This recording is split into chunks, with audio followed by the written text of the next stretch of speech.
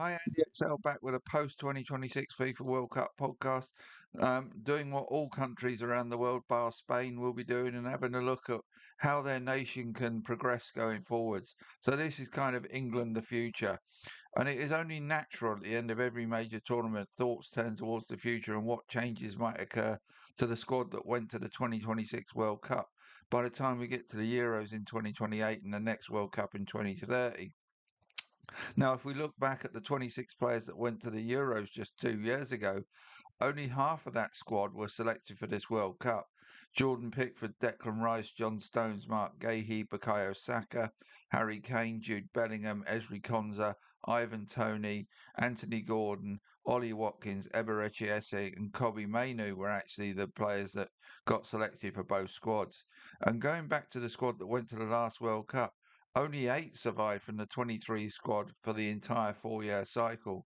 They were Jordan Pickford, Declan Rice, John Stones, Jude Bellingham, Jordan Henderson, Harry Kane, Marcus Rashford, and Bukayo Saka. So as we head towards the next Euros, it would be normal to sort of see that roughly around half of this World Cup squad fade out of the picture for the next tournament, and by the next World Cup, that might be down to between 8 and 10. So let's have a look at this squad and how it might stand going forwards. And the first section I put in this is what I'm calling the core. So which players from this squad form the core of the England squad for the next 4 years? Now, with a couple of exceptions, all of the outfield players listed here are currently between the ages of 23 and 27. So all should either be in their prime now or going to be in their prime in the next 4 to 5 years. And the only one who isn't one of the ones who's out of that age bracket is the goalkeeper, Jordan Pickford, who's now 32. Pickford should be good to go for another cycle of the Euros and probably for the 2026 World Cup too, where he would be 36. As the long-term England number one, it will likely take both a dip in form from Pickford and a strong showing from a younger English keeper or a different English keeper for Pickford to relinquish the starting jersey. So you can expect Pickford to feature going forwards. Next one up is Reece James, who's now 26. With nobody taking the grip on the right back position, a fit Reece James is probably still the first choice, and he will be 30 by the time the next World Cup's around. So, fitness allowing, James has the chance to be the starting right back in both the next tournaments. Jed Spence is now 25 and has undoubtedly emerged from this tournament with more credit in the bank than many in this squad. He came into, he was almost seen as a surprise selection, well, was seen as a surprise selection for this squad, but comes out of it as the starting left back. But to retain that jersey, he needs to start regularly at club level to hold off a host of challenges for the starting role that has a tenuous hold on right now. But he is in his mid 20s, so age will not stop him from being England's number three for the next 4 years. And the guy who's going to compete for him with that role possibly is Nico O'Reilly, who's at just 21. So he seems right now to have lost the starting role to Spence. But as I say, he's just 21 and has time to develop into an outstanding left back, maybe even central midfielder, or maybe there's a conversion to centre back ahead for him. If he can retain a starting role for Manchester City, that could put him in with a great chance of being a key member of future tournament squads for England. Next up is his Manchester City teammate Mark Gahey, who at 20 is 26. And it was one of the mysteries of this World Cup for me was why Mark Gahey did not start the first game of the tournament for England. He's clearly our best centre back, and that is even more the case in terms of the left-sided centre back. So it was like I say, I couldn't get it how he wasn't selected for the first game, and obviously that subsequently changed as Thomas Tuchel realised the truth as well. He is another coming into his prime years, and right now should be one of the first names on the team sheet. Ezri Konsa is 28 now, so he had a decent tournament, but at 28 he will be 30 at the next Euros and 32 by the time the next World Cup comes round. As long as he continues to perform well at club level, it will take a fine talent or two to emerge from the younger age groups to dislodge him from this squad. I see him as a good, solid option for England, but age 28 is not likely to improve much. So if a better option emerges, his role could be more as a dependable backup than as a starter. Moving out of defence into midfield, we come to Declan Rice, who is now 27. arguably at his peak now, but was unable to deliver at the level expected of him in this World Cup due to injury and illness. A 29-year-old Rice could still be a major force in the next Euros, whilst at 31 he may be more suitable to a deeper line role than using his current athleticism to get him all over the pitch. But Rice is one of England's best players and is likely to be a key part of this squad, and is also likely to inherit the captaincy at some point in the next 4 years. His midfield partner Elliot Anderson um, is 23 now and had a really good World Cup alongside Rice, and they must be the duo that will man the engine room for England, barring injury to either of them. And Anderson will be the age Rice is now at the next World Cup. And as long as the move to Manchester City goes well and he secures a regular starting role for them, will be a key member of the England squad for future tournaments. On next to Jude Bellingham, the 23-year-old sensation. He's an established world star at the age of 23, and with his best years likely to come in the next 4 to 6 years. He is another that will be part of the spine of this team for many years to come.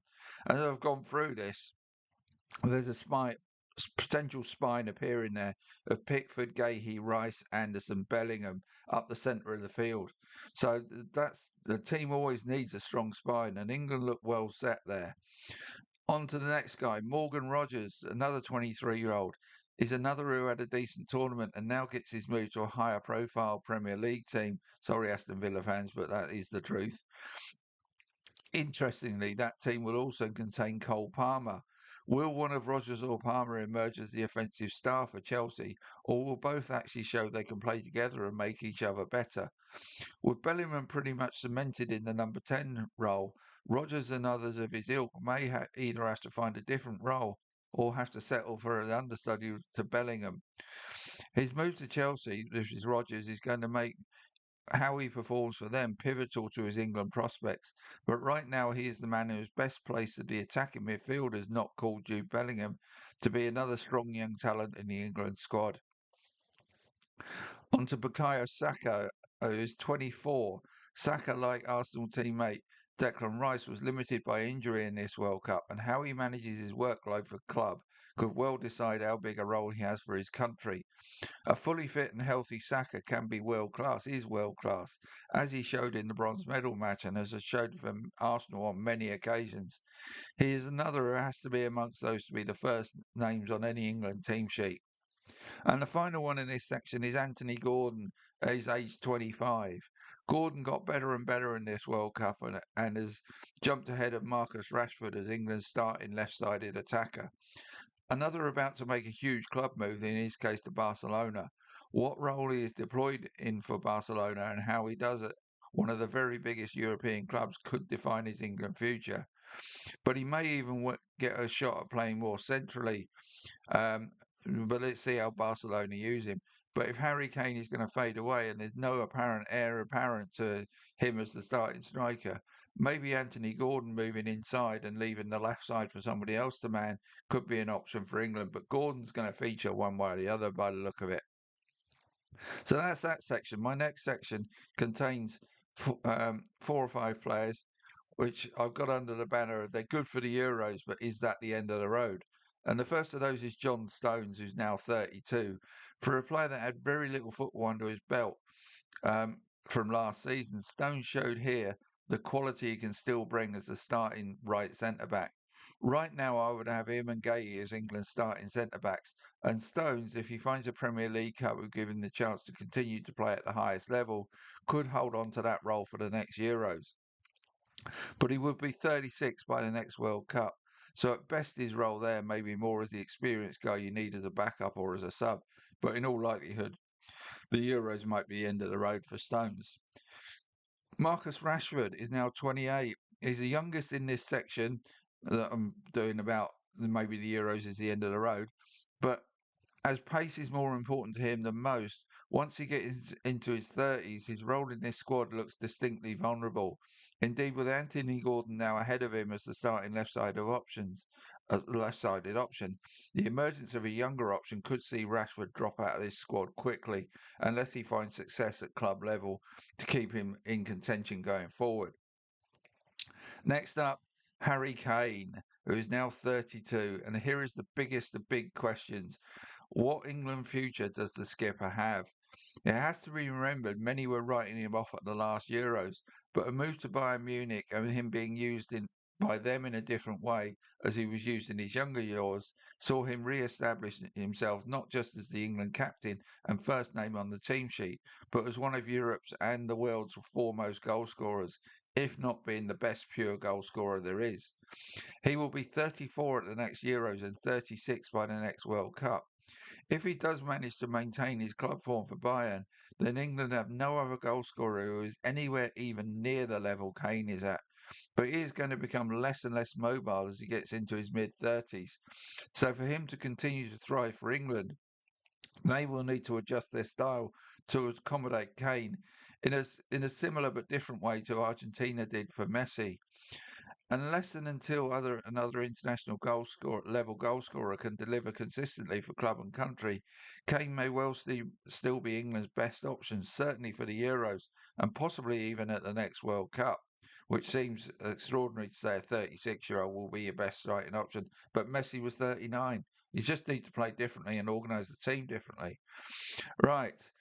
Ollie Watkins and Ivan Toney are both 30. Watkins and Toney were the Kane understudies at this tournament, but were barely used, and with both now being in their 30s, must be vulnerable to younger talents emerging. But one or both of them may still get another selection for the Euros as long as they deliver at club level and no other options emerge in the next couple of years. But if these guys are still England's best option come the next World Cup, that would be worrying indeed in terms of England winning a World Cup. So, the rest of the squad, which have gone under the banner fringe players with work to do.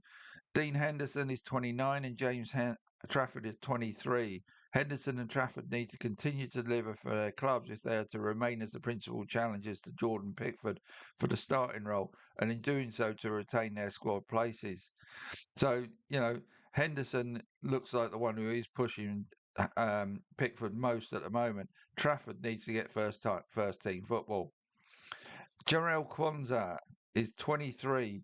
Quansah was a surprise selection for this squad and only saw time as cover at right back, a position he can play, but on the evidence of this tournament should only play in an emergency. His future is more as a right-sided centre-back, and his hold on a spot in the squad may be linked to Thomas Tuchel being in role to select him, as he seems to particularly like him. That is highly likely to be the case up to the next Euros. So if Quansah can develop further as he is still only 23, he could even emerge as a challenger to Konsa and Stones for the starting right centre-back role. But but he needs to shine for Bayer Leverkusen or move to a bigger club for him to retain his position in this squad. Trevor Chalobah is now 27. Chalobah was drafted in this squad as a late injury replacement, and as I say, he's 27 and may not have much improvement in him. Getting a starting role for Chelsea and them being successful seems to be the only way he forces himself up the centre back pecking order. Bobby Mainu, a 21-year-old. Another mystery of this tournament was the non-usage of this guy.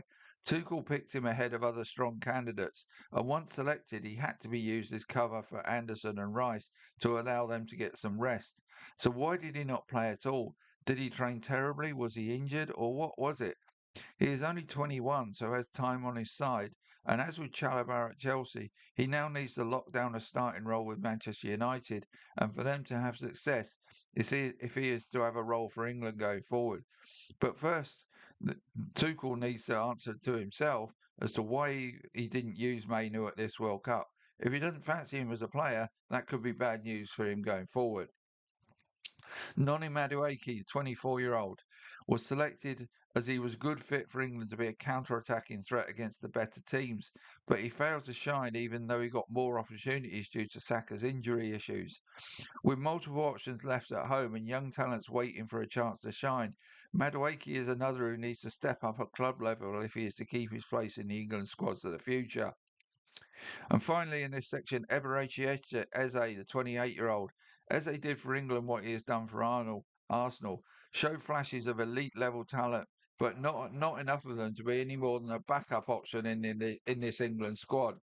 He will be 30 at the next Euros, and with multiple younger options trying to force their way into this squad, Eza joins the likes of Kwanzaa, Chalabar, Mainu, and Madwaki in needing to force Tuchel to select him again by shining for their club. Right, final one is guys, two guys that we're going to say thank you, but you're no longer required. Dan Burn is 34.